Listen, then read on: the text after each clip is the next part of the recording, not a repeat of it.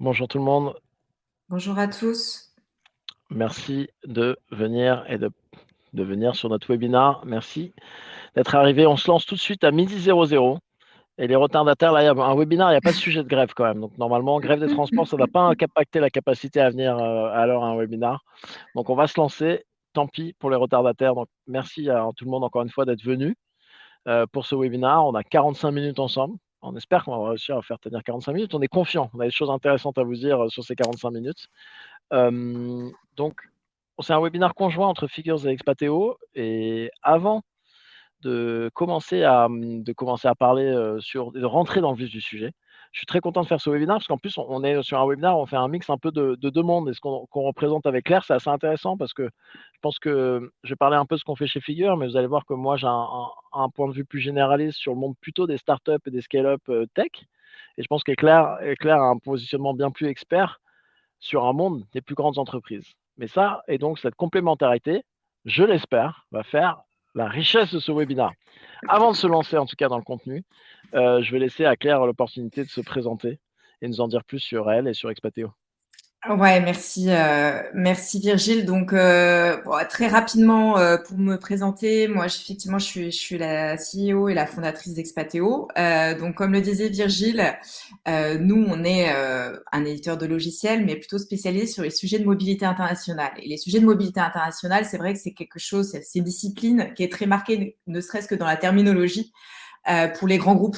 Ou en tout cas les grandes entreprises, ou en tout cas les entreprises qui gèrent un certain nombre, un certain volume de talents en mobilité, qui les envoient un peu partout dans le monde, mais que ça soit sur l'expatriation, sur la mission, du télétravail international. Mais effectivement, on a cette connaissance des process de mobilité internationale. Et aujourd'hui, nous, on propose à nos clients une plateforme digitale qui va permettre de gérer cette mobilité internationale des talents de façon plus conforme. Donc, le sujet, c'est la conformité des process qui vont être liés et de façon plus efficace parce que c'est des process assez complexes et assez éclatés. Et nos clients, comme je disais tout à l'heure, vont plutôt être voilà, des entreprises assez grandes qui ont pas mal de volume sur ces sujets-là. Voilà, Virgile, pour la présentation rapide. Merci, merci Claire. Moi, je reprends la main. Donc moi, Virgile Injar, moi je suis CEO et cofondateur de Figures. Ce qu'on fait chez Figures. Donc avant de créer Figures, moi j'ai 11 ans, 12 ans de ressources humaines derrière moi et j'ai commencé par de la rémunération. J'ai même fait de la mobilité internationale, il fut un temps. Je pense que cela, ça va faire bientôt 10 ans. Ça fait 10 ans maintenant. Ça me rajeunit pas que j'ai eu la chance de faire de la mobilité internationale, mais ensuite j'ai fait des RH un peu plus généralistes et j'ai décidé de créer Figure car j'étais un peu fatigué en tant que RH de ne pas avoir accès à des données de rémunération fiables et assez récentes aussi dans le monde de la tech, parce qu'à l'époque, j'étais dans mes 2 dernières années DRH d'une entreprise tech et donc j'ai créé Figures pour essayer de patcher ça et donc Figures, on a créé une plateforme qui permet aux entreprises de faire du benchmark de salaire et de comparer leur politique salariale avec celle du marché, mais avec une plateforme avec des données en temps réel, c'est des données qu'on va chercher avec des intégrations avec les outils RH de nos clients. Et, et c'est aussi une plateforme qui facilite le travail des RH, encore une fois, dans l'entreprise. Mais je vous en montrerai brièvement la plateforme un peu plus tard. Et maintenant, on va rentrer dans le vif du sujet. Donc, je vais partager mon écran pour rentrer dans, encore une fois, le vif du sujet. On devrait être pas trop mal. Pardon. Hop, on revient au début. Donc là, on a fait une thématique vraiment autour de la mobilité internationale, la rémunération dans plusieurs zones géographiques. Et je vais commencer donc par un point, encore une fois, je répète ce que je disais au début. Nous, on a un point de vue. Là, on travaille donc avec maintenant 1200 entreprises. Donc Figure, ça a 2 ans. On a commencé, on avait que zéro entreprise. Il y a un an, on en avait 200. Maintenant, on en a 1200. Et c'est principalement des jeunes boîtes plutôt tech en forte croissance. Donc, c'est pas les boîtes les plus matures en termes de politique internationale et de rémunération internationale et d'expatriation, etc., ou de détachement. Néanmoins, ce que je pense qui est intéressant, c'est que c'est complémentaire à ce que Claire va dire, qui sont des pratiques bien plus évoluées et bien plus expertes, mais aussi, c'est parfois dans ces mondes de ces boîtes-là, il y a, je pense, des tendances émergentes sur lesquelles il est intéressant de se pencher parce que ça va être potentiellement des tendances qui vont se propager au monde des plus grandes entreprises. Alors, je vais essayer de faire le diaporama, mais historiquement, on va essayer, ça marche avec toujours un cadre un peu bizarre sur Livestorm, mais c'est pas trop grave. Rentrons dans le sujet. Un des points dont je voulais parler, et attendez, avant de me lancer dans mes sujets, pardon, vous avez sur Livestorm, si c'est la première fois que vous êtes sur Livestorm, en bas à droite de l'écran, un onglet questions. Et donc, il est super pratique cet onglet-là parce qu'on va dédier du temps aux questions à la fin de notre présentation. Peut-être on va les prendre au fil de l'eau selon les questions. Donc, toutes questions que vous avez, allez les poser dans l'onglet questions en bas à droite. Vous pouvez poser vos questions et vous pouvez même voter pour les questions qui vous semblent pas être les plus pertinentes. Comme ça, on pourra, s'il y en a plusieurs, les trier par ordre de vote. Vous avez un peu la main sur poser des questions et voter sur celles qui vous paraissent les plus pertinentes parmi celles qui ont été posées. Donc, pour rendre le webinaire le plus interactif possible, n'hésitez pas à aller utiliser cet onglet questions. Et maintenant, je reviens sur ce que j'allais dire. Donc, nous, ce qui est intéressant, c'est de regarder un peu à comment le côté international et le côté multilocalisation impactent la politique salariale de nos clients. Et donc, avant de zoomer sur vraiment, encore une fois, un sujet plus d'expertise que Claire va amener, je vais revenir sur un truc plus général. Comment est-ce que nos clients gèrent leur politique salariale face à ce sujet de l'international et de multilocalisation et de l'étranger, etc. Ce qui est intéressant en tendance que l'on voit, et c'est une tendance plus générale, mais pas encore une fois que l'expatriation, c'est des pays, des entreprises internationales avec plusieurs localisations, parfois dans le cadre d'expatriation, mais pas que, c'est qu'on passe vraiment, avec le chamboulement du marché du travail, à la localisation, à une politique salariale qui va être localisée de plus en plus par ville, qui était historiquement positionnée par ville et qui va plus en plus vers la notion de pays, voire de continent. Pourquoi? En fait, c'est un peu le point 2, c'est l'explosion du télétravail qui a changé la donne. C'est-à-dire que là où à une époque, le marché de l'emploi avec des gens principalement sur site, dans des bureaux ou sur des sites était hyper localisé et l'est encore sur pas mal d'industries, hein. Encore une fois, il faut garder en tête que là, on parle principalement de boîtes, principalement tech. L'explosion du télétravail a fait reconsidérer aux boîtes, est-ce que vraiment c'est pertinent d'aller payer quelqu'un sur le marché de l'emploi à Grenoble, notamment quand j'emploie des développeurs, parce que cette personne-là, elle est à Grenoble, mais elle peut choper un travail pour des entreprises basées en France de manière plus générale, voire des entreprises étrangères. Et donc, est-ce que vraiment son marché du travail à elle, à cette personne, c'est le marché de Grenoble ou ça devient potentiellement le marché de la France? Donc, encore une fois, on voit des entreprises qui migrent vers une logique de pays, voire même de continent. Plus en plus d'entreprises internationales qui commencent à dire, bon, bah, en fait, moi, je vais avoir une politique de rémunération où l'Amérique du Nord, c'est indexé sur la rémunération de San Francisco. L'Amérique du Sud, c'est indexé sur la rémunération de Sao Paulo ou Rio de Janeiro. L'Europe, c'est indexé sur Londres, l'Asie sur Singapour, etc. Parce que un reflet de un peu l'explosion du télétravail et l'explosion du marché de l'emploi qui fait que l'indexer sur une localisation hyper précise devient de moins en moins potentiellement pertinent ou courant parmi nos entreprises. Donc ça, c'est vraiment un lien direct avec l'explosion du télétravail qui fait changer les dynamiques de marché et qui fait changer la prise en compte de ces dynamiques de marché par nos entreprises clientes. Et donc ça, j'en parlais un peu tout à l'heure, c'est d'ailleurs des marchés localement chamboulés par un marché de travail plus local. C'est-à-dire que des entreprises viennent à être en concurrence avec plus d'entreprises. Donc par exemple, moi, la plainte numéro un que j'ai eue ces dernières années et qui est un peu moins présente maintenant, encore une fois dans le milieu de la tech, c'est les entreprises clientes qui nous disent, mais moi j'ai eu un de mes développeurs qui s'est fait débaucher par une entreprise américaine à 2 fois le package. Je ne peux plus rivaliser, je peux pas rivaliser face à ça.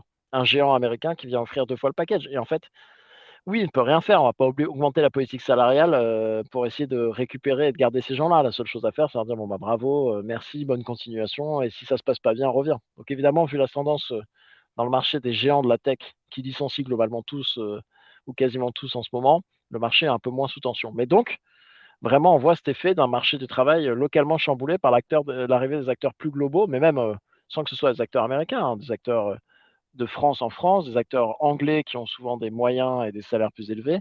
Ça vient changer ces dynamiques de travail. Et donc, l'info, pour se changer, voir l'évolution du marché du travail devient encore plus important parce qu'il faut suivre ces mouvements. À quel point ces changements globaux impactent plus ou moins certains pays. À quel point ce passage au télétravail ou des changements de législation impactent plus ou moins certains pays. Par exemple, un exemple frappant, c'est Lisbonne. Donc le Portugal a beaucoup changé sa loi pour en faire un pays d'accueil, soit des digital nomades, soit des talents tech, soit même des entreprises, parce qu'ils ont fait des changements énormes en termes de taxation, qui ont invité pas mal d'entreprises à aller mettre des centres, soit de support client, soit de tech, souvent, sur place. Et plus en plus de digital nomades décident d'aller y habiter, avec des impôts sur le revenu, un aménagement des impôts sur le revenu. Et donc, qu'est-ce qui se passe? C'est qu'on voit les salaires des fonctions de support et de support client et des fonctions de la tech qui explosent à Lisbonne et qui explosent mois par mois. Et donc se baser sur les données de l'an dernier, ça devient de moins en moins pertinent pour aller s'adapter vite à ces enjeux de marché qui bougent. Et donc avant ça, je voulais vous montrer rapidement, en profiter pour vous montrer rapidement un peu un aperçu de notre application, pour ça vous rendre plus concret certains éléments dont je parle, et surtout d'où nous vient l'information de ces changements de politique salariale de nos clients. Alors, si je vous montre un peu à quoi ressemble l'application Figure, donc il faut garder en tête l'application Figure, 1200 clients, on accède à l'application Figure. La première étape, c'est de nous partager ces données de rémunération en se connectant au système RH comme Workday par exemple, que nous on rapatrie et que nous on agrège. Une fois que c'est fait, on arrive sur une application chez Figure qui permet plusieurs choses, qui permet l'accès à des données de marché en temps réel. Donc l'accès à des données de marché, c'est dire je cherche à recruter un ou une data analyst, je pense que je suis intéressé quelqu'un qui serait plutôt senior ou entre intermédiaire, des niveaux intermédiaires et seniors, et d'aller voir des données de marché en France pour ce rôle de data analyst senior, avec des informations de marché qui disent le package un ou une data analyst senior en France est plutôt aux alentours de 60K, quand c'est intermédiaire, c'est plutôt aux alentours de 52K, et de pouvoir changer les informations pour aller voir des données de marché dans d'autres pays, à l'étranger, etc. Mais surtout, ce qui est intéressant pour faire le lien par rapport à ce que je disais, c'est que nous, ce que l'on permet aux entreprises, c'est de nous dire leur politique salariale et notamment leur politique géographique. Donc, par exemple, ce que l'on voit, c'est que nous, on demande aux boîtes quelle est votre politique en termes de rémunération des pays à l'étranger. Et on a plusieurs choix. Est-ce que vous pouvez payer des gens par rapport à la localisation où ils sont? C'est-à-dire que si vous embauchez quelqu'un à Lisbonne, va être payé par rapport au marché de la Lisbonne. Est-ce que c'est au marché du Portugal? Est-ce que c'est au marché européen? Ou, ce qu'on voit de plus en plus même, c'est des entreprises qui disent, ben, nous, on est une entreprise basée à Paris, et en fait, où que soit la personne, on va le payer des salaires parisiens. Et donc ça, c'est ce qu'on permet de voir. Donc on traque, nous, parmi ces 1200 clients, quel est le positionnement marché qu'ils veulent, quel est le choix de politique en termes de positionnement marché à l'étranger qu'ils souhaitent avoir. Et nous, ensuite, on les aide à savoir à quel point ils sont loin ou proches de cette politique salariale. Au niveau de l'entreprise elle-même, on va vous dire au niveau de l'entreprise, vous êtes plus ou moins aligné avec votre politique salariale, et même au niveau individuel. C'est-à-dire qu'on va dire dans chacune des personnes de leur organisation, on est capable de vous dire que Giulio à New York, qui est Customer Success Manager, bah, il est en dessous de là où il devrait être d'après votre politique salariale.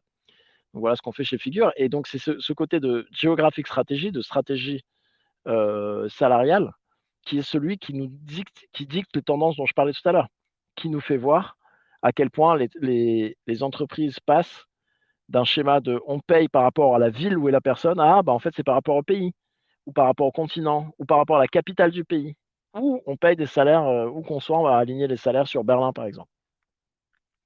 Donc, encore une fois, n'hésitez pas si vous avez des questions. Je regarde en temps réel si vous avez d'autres questions dans l'onglet questions en bas à droite pour qu'on puisse les prêter soit en temps réel, soit on les traite encore une fois à la fin de notre petite séquence.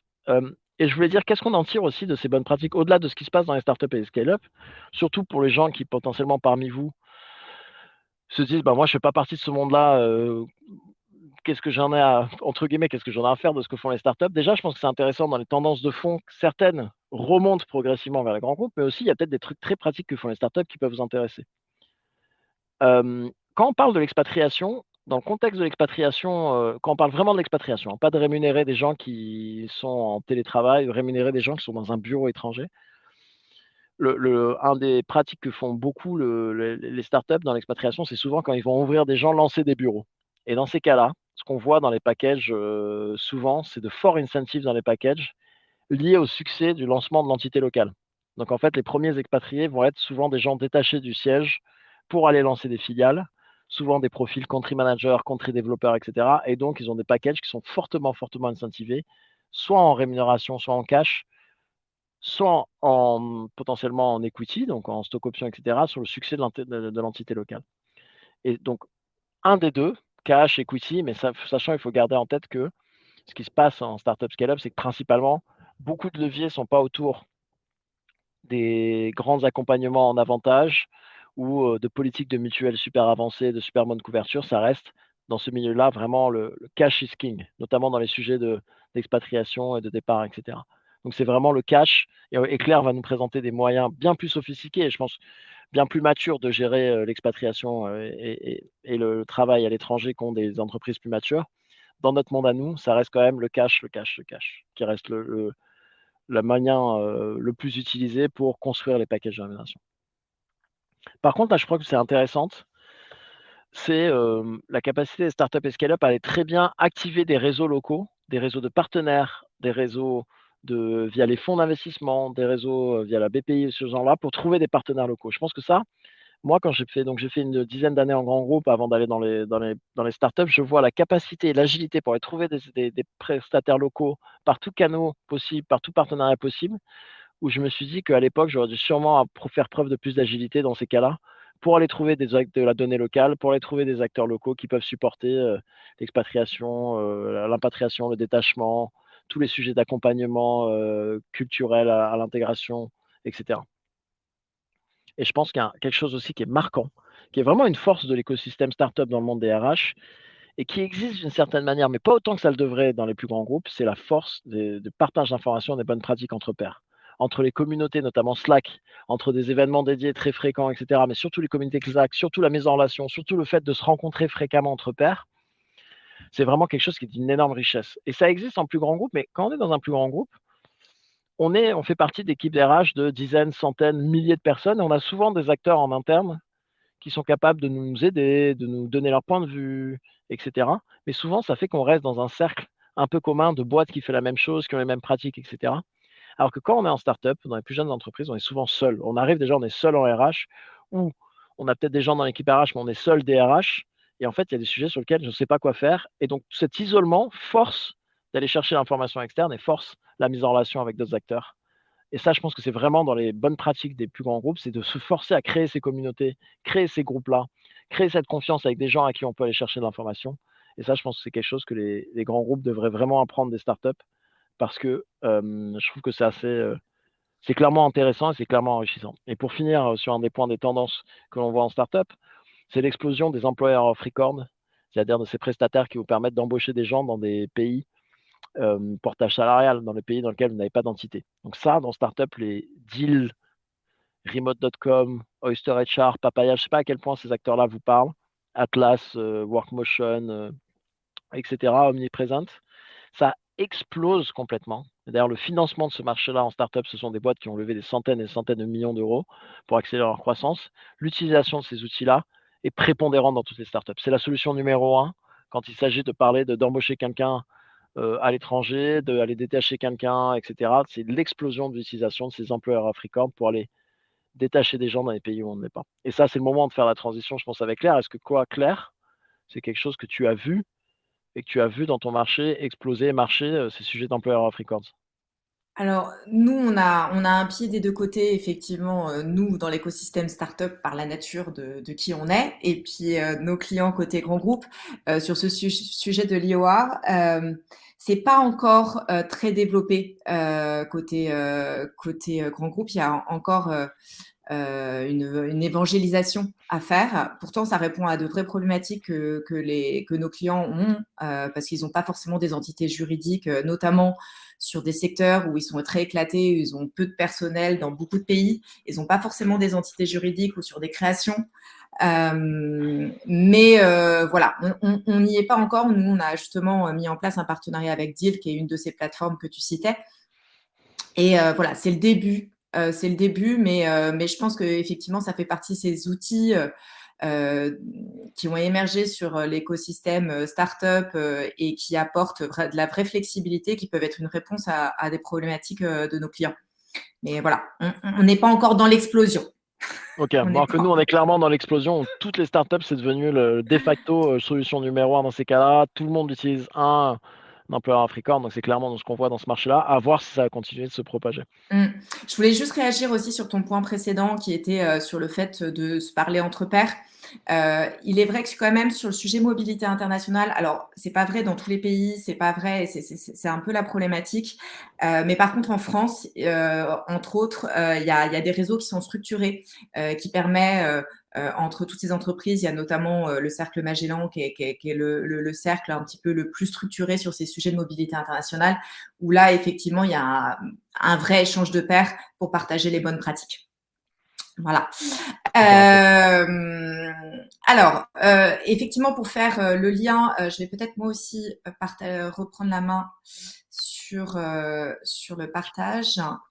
Tu peux. Normalement, Hop, avec le bouton partager, ouais, tu devrais pouvoir le faire. voilà, hop, c'était parti. Alors, donc moi je vais faire le lien avec ce que disait Virgile, euh, où effectivement on travaille ce sujet de l'attractivité, de l'enjeu de l'attractivité des talents, et notamment sur voilà, ces destinations qui sont parfois un petit peu difficiles. Parce que cet enjeu il est global, et il y a notamment sur certaines destinations où c'est encore plus compliqué. Et effectivement, comme tu le disais, le package de rémunération, c'est le premier des leviers.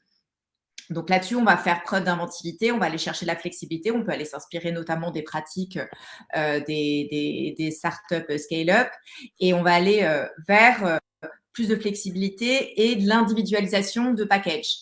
Et avec l'idée de mettre en place vraiment des leviers incitatifs aux bons endroits, mais tout en, avec toute la complexité, d'essayer de faire en sorte que ça reste cohérent dans le cadre d'une politique globale.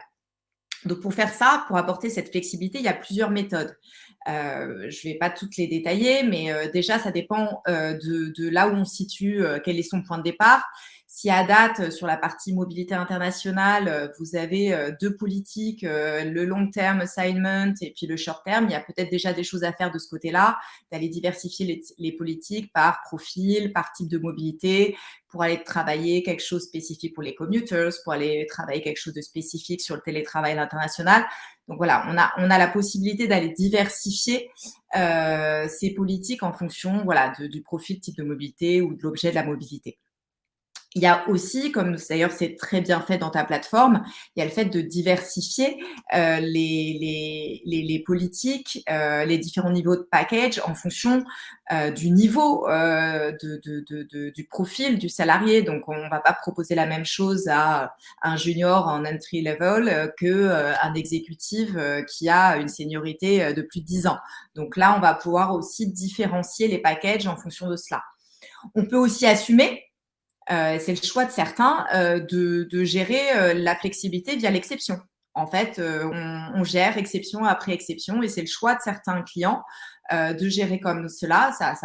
Ça pose un certain nombre de challenges, mais ça peut être aussi une possibilité.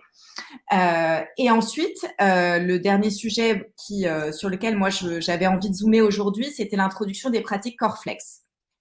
Et donc, c'est vraiment le sujet qui, pour moi, qui est une pratique qui est vraiment intéressante pour apporter cette flexibilité dont on a besoin pour gérer ce sujet d'attractivité. Donc déjà, c'est quoi la pratique Coreflex? On va essayer déjà de définir ce que c'est. Alors, on a un ensemble de services ou d'avantages de base qui sont prédéfinis, ce qu'on appelle le corps. Ça, c'est tout le monde pareil. Et ensuite, on a une gamme de services supplémentaires et qui est facultative, et parmi lesquels le talent ou le business va venir piocher, va venir choisir en fonction des circonstances, du besoin, etc. Et donc, du coup, selon les objectifs stratégiques du poste, la mobilité, la culture d'entreprise, on va pouvoir aller piloter différents niveaux d'avantages. Donc, toi, tu parlais de cash is king. Là, va plus parler de bénéfices, d'avantages, de services à activer qui vont être destinés aux collaborateurs qui vont être en mobilité. Et ce qu'il faut comprendre, et ce que je trouve intéressant, c'est que le Coreflex, ça peut être une politique mobilité internationale à part entière, une politique Coreflex, mais on peut aussi aller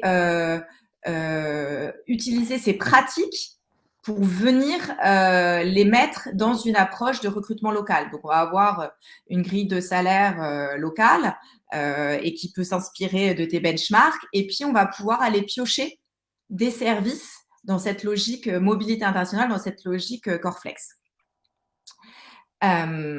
Donc, ces pratiques Coreflex, elles vont permettre d'individualiser les packages tout en restant dans le cadre d'un budget défini, parce qu'on ne peut pas complètement oblitérer les sujets de coûts, de gestion des coûts. Et donc, c'est vraiment ce que ça va venir nous permettre. Et ce qui est intéressant de voir, c'est que ces pratiques, elles existent depuis longtemps. Tu les as peut-être d'ailleurs, toi, connues dans ton passé. Mais en fait, elles sont revenues en force ces dernières années parce que la digitalisation qui arrive entre-temps a permis de rendre plus facile la mise en œuvre de ce type pratique, et ça sera le sujet de la deuxième partie qu'on va évoquer. Alors, une fois qu'on a dit ça, il faut définir ce qu'est core, ce qu'est flex, comment on met en place tout ça en fait. L'idée, c'est déjà de partir d'une situation initiale. J'en parlais tout à l'heure, il faut déjà faire le point avec les business units, avec les différents départements RH, la partie Compenben, le payroll, pour comprendre où on en est. C'est quoi la situation initiale? On a quoi comme type de mobilité? Les flux, est-ce qu'ils sont à la baisse? Est-ce qu'ils augmentent? Quelles sont les perspectives? Et encore une fois, est-ce qu'aujourd'hui, on a déjà travaillé un peu la flexibilité avec différents types de politiques ou pas? Et du coup, est-ce qu'il est pertinent d'introduire le core flex? Ensuite, pour définir ce qui est core et ce qui est flex, comment on fait? Il y a des choses qui sont assez évidentes. Généralement, on va retrouver dans le core l'immigration, parce que tout le monde n'a pas le choix, la fiscalité, la protection sociale. En revanche, on va pouvoir aussi intégrer dans le corps pour des destinations, pour des entreprises qui ont l'habitude de travailler dans des destinations difficiles. On va peut-être pouvoir vouloir y mettre du logement, la recherche de logement, notamment quand on est dans l'oil and gas. Et ben en fait, voilà, on va sécuriser ça, alors que certaines entreprises qui sont sur d'autres destinations vont décider de mettre en partie optionnelle la partie logement. Et donc, on va pouvoir faire adapter ces avantages corps aussi. On va pouvoir les moduler selon certains critères, le type de poste, les compétences, l'ancienneté du salarié. Bon, après, il faut quand même globalement garder une approche. Il faut rester vigilant à pas apporter trop de complexité. Le but, c'est pas de faire une usine à gaz, donc il faut trouver les bons critères et se limiter à un nombre limité de critères. Donc ça, c'est pour la partie corps. Puis ensuite, il y a la partie flex. La partie flex, vous allez lister un certain nombre d'avantages. Donc là, il y a un exemple à l'écran. Ça peut être la formation intellectuelle, l'accompagnement du conjoint, ça peut être plein d'autres choses, et on va en définir les limites et les niveaux. Je crois que je vous ai mis un exemple sur la slide suivante où effectivement vous avez une partie corps, et puis pour chaque bénéfice, en fait, vous pouvez par niveau faire évoluer, par exemple, dans le flex de base, vous avez un voyage par an, et puis dans le premium, vous avez 2 voyages par an. Donc, on va décider tout cela. Ensuite, pour mettre en place ces politiques core flex, il va falloir décider qui doit approuver la partie flex et gérer les vendors. Donc, pour la partie flex, soit c'est au choix du talent, c'est lui-même qui décide, soit ça peut être le business, justement, dans ses objectifs d'attractivité. Et puis, pour la partie prestataire de services, on peut décider, la mobilité internationale peut dire, OK, pour l'immigration, on n'a pas le choix, c'est tel vendeur, mais pour la partie interculturelle, par exemple, on va laisser le choix à la main du salarié de choisir son vendeur. Donc, c'est tous ces sujets-là qu'il va falloir traiter lorsque on met en place ce type de dispositif.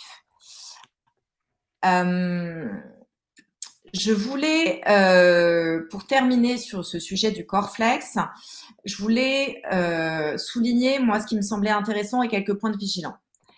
J'ai commencé à le dire tout à l'heure. En fait, ce qui est intéressant sur cette pratique core flex, c'est que ça vient se faire rencontrer vraiment la partie recrutement local de la pratique mobilité internationale. C'est un peu la rencontre de deux mondes qui, par le passé, ont été un peu séparés. Et l'idée, c'est que ça vient effectivement, on va avoir besoin de compétences croisées entre ces deux parties.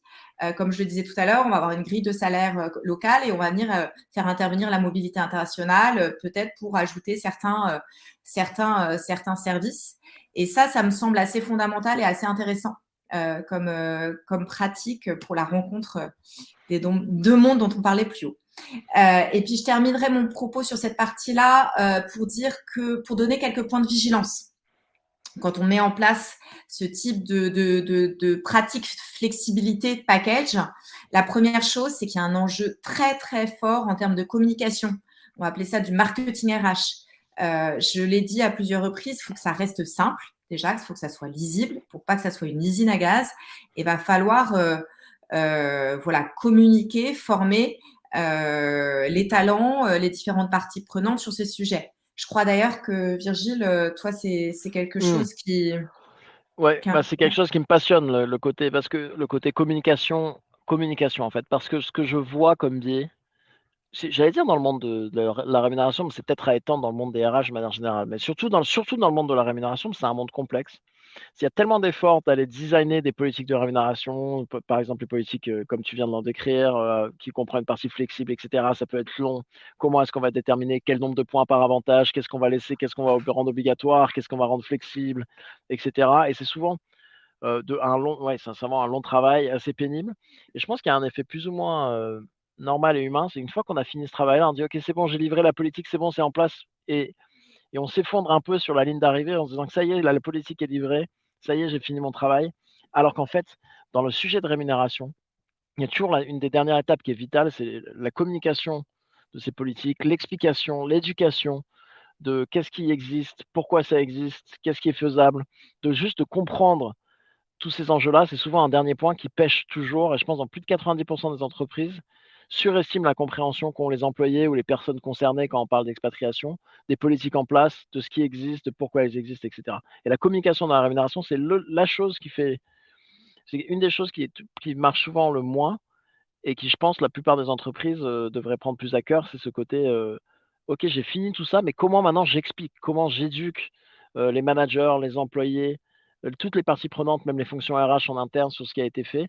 Et c'est souvent la dernière étape qui flanche parce que je pense que, surtout quand on travaille sur des projets d'envergure, on a tendance à s'effondrer sur la ligne d'arrivée et penser que la ligne d'arrivée, c'est: «On a livré les politiques, on a fini tout ce travail-là et ça y est, c'est bon».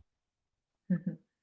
Ah ouais, et j'abonde complètement dans ton sens, et notamment quand on va sur des sujets un peu complexes comme celui dont je parle avec Orflex, l'éducation, c'est juste fondamental parce qu'en fait, on peut arriver à une situation qui est contre-productive. C'est-à-dire que si on ne forme pas les parties prenantes et notamment le business qui est en charge d'activer certains avantages, on peut arriver à des situations complètement incohérentes entre deux salariés. Et donc, c'est assez fondamental de maintenir dans le temps cette éducation pour qu'on garde une certaine cohérence dans les pratiques. Et ouais, j'abonde complètement dans ton sens. Je termine par deux derniers points de vigilance. Comme toute politique de rémunération, ça suppose un suivi. Bon, c'est le b.a.-ba. Là, le suivi va notamment porter sur analyser quels sont les avantages qui sont très utilisés, les avantages qui sont peu utilisés, pour continuer à faire vivre, comme tu le dis, de façon continue, hein, cette politique. C'est pas juste je l'ai fait une fois et puis après on pense que tout va bien se passer et ça évolue plus. Donc on va suivre ça pour continuer à la faire vivre dans le temps. Et puis comme toujours, un bon reporting pour en suivre les coûts. Et ça, voilà, ça me permet de faire ma petite transition pour vous expliquer comment un outil digital en fait va vous permettre.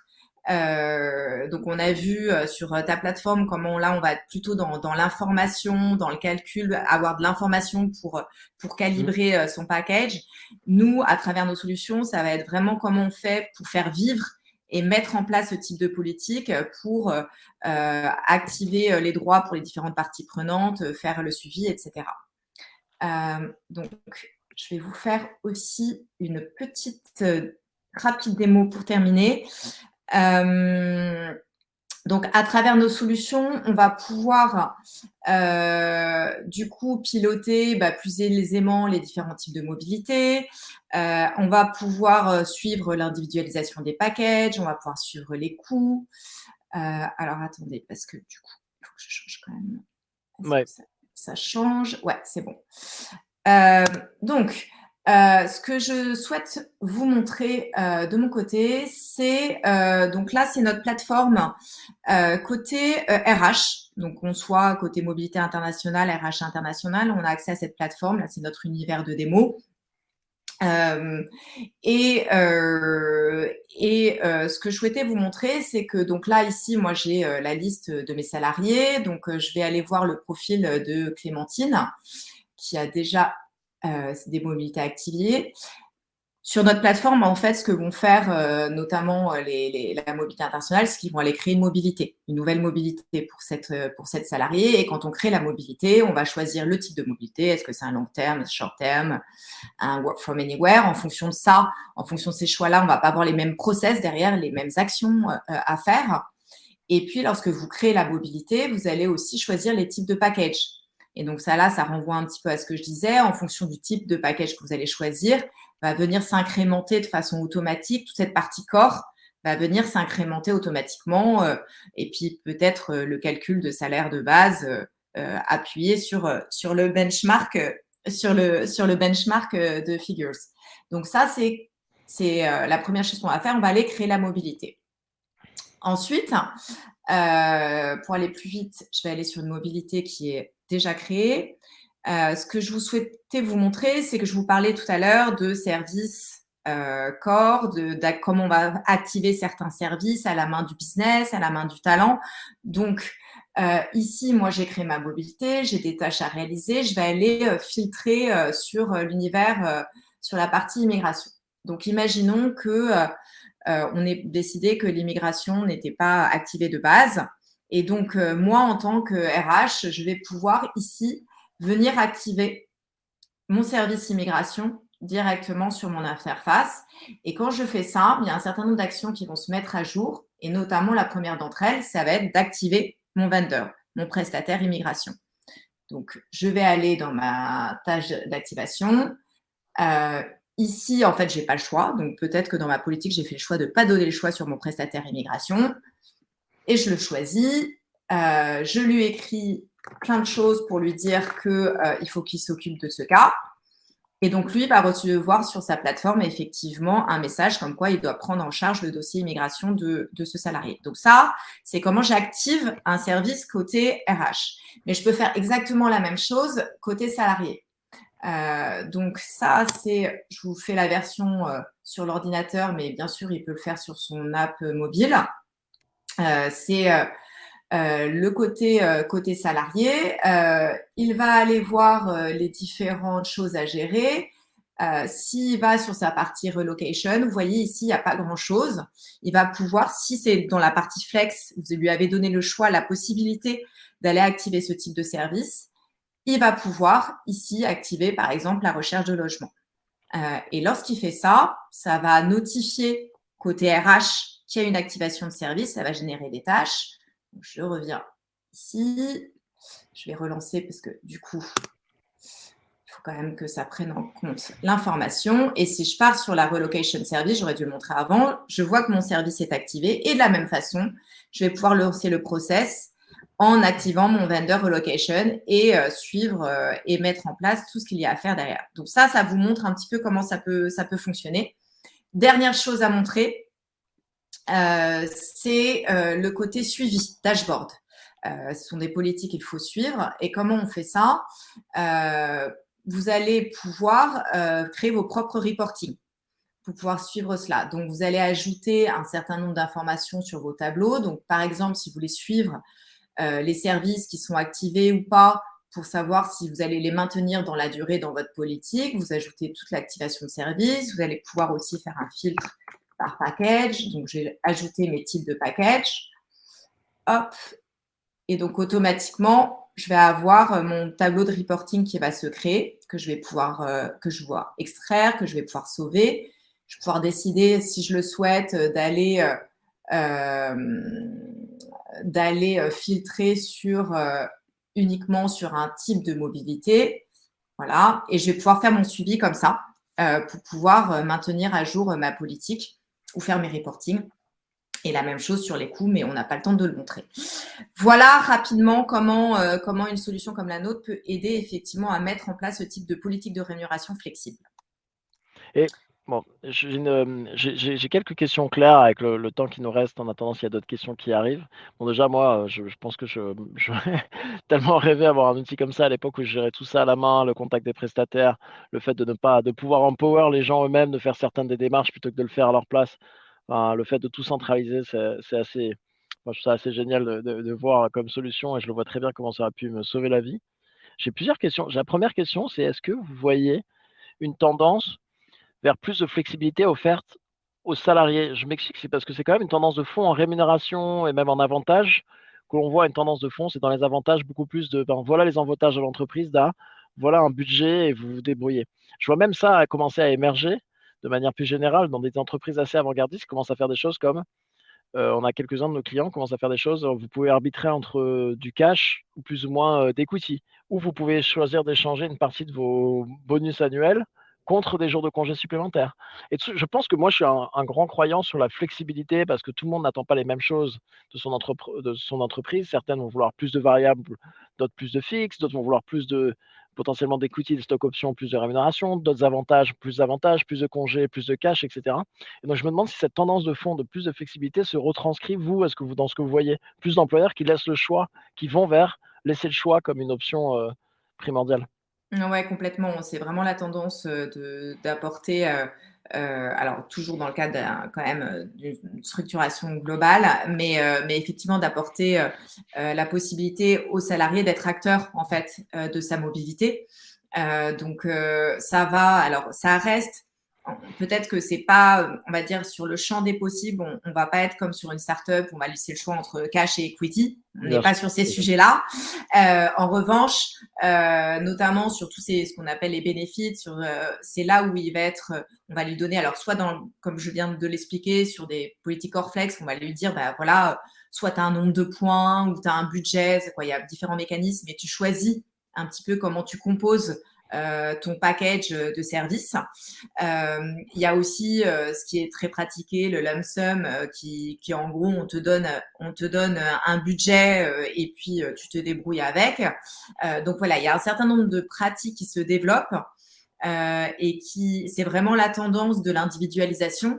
Ça va même, et ce qui est assez intéressant, et notamment ça, je le dis juste là, mais ça vient en conjonction avec d'autres sujets, notamment sur comment on implique le salarié sur les choix de ses services, mais dans des objectifs d'enjeux environnementaux. Et en Mmh. fait, on a des entreprises qui vont venir laisser, avec un peu de formation et d'information, on va laisser au choix du salarié de définir, on va le responsabiliser dans le choix de ses services, et notamment sur les sujets de déménagement et autres, pour limiter son impact. Donc oui, c'est complètement la tendance, mais même pas que dans une approche pure rémunération. Ok, c'est intéressant ça. Et ça me fait le lien avec ma deuxième question. Alors, je check qu'on a encore le temps, hein, il nous reste bientôt 3 minutes. La deuxième question que j'avais, c'est de voir si certaines des tendances en termes d'avantages et de services proposés se retranscrivent dans votre monde. Je suis pas sûr. Mais moi, dans les deux sujets que je vois vraiment émerger de plus en plus comme un des nouveaux avantages offerts par les entreprises aux employés de manière assez innovante, et je sais pas si ça arrive un peu dans ton monde entre guillemets, le support, le mental health, tu vois, le support à la santé mentale et toute l'accessibilisation à la santé mentale. Et ça, je vois un parallèle avec les sujets d'expatriation, être bombardé dans un pays seul, etc. Il y a toujours eu de l'accompagnement au sujet interculturel, etc. Mais je sais pas si ça s'est encore développé ou le support au stress qui peut être occasionné par le changement d'environnement. Et le deuxième sujet, bénéfice que je vois arriver plus à l'étranger qu'en France, mais ça arrive en France, c'est le sujet de santé financière, d'éducation financière. Que faire de l'argent, combien bien dépenser son argent, etc. Et ça, c'est quelque chose qui en France est vraiment très, très, très niche où on n'entend pas. Aux US, c'est énorme. Mm. Au UK, ça arrive beaucoup. Le fait d'éduquer les salariés sur comment bien dépenser leur argent. Et c'est un des bénéfices qui arrive de manière plus générale. Et en fait, dans des populations d'expatriés, surtout quand c'est des gens qui vont dans des populations, dans des localisations un peu plus moins sexy, à moins attractives, qui potentiellement avoir des bonus pour compenser ça, avec donc de grosses arrivées d'argent. Est-ce qu'ils savent bien les dépenser, les placer, etc. Je sais pas. Donc ces deux sujets-là, santé mentale, éducation financière, ça émerge. Est-ce que toi, tu vois quelque chose dans ton monde?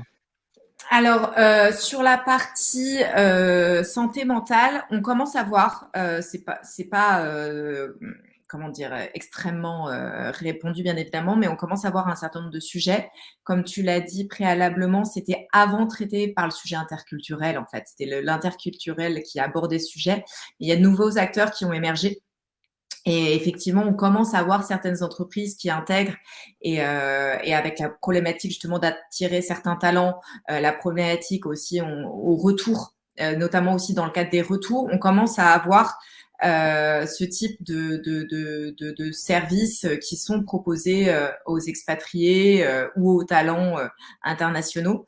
Donc ça, c'est des choses qu'on voit émerger. Et alors, c'est très intéressant sur la partie éducation financière, pour le coup, très peu. Alors, on est peut-être un peu biaisé parce que nos clients, c'est quand même encore aujourd'hui beaucoup des grands groupes.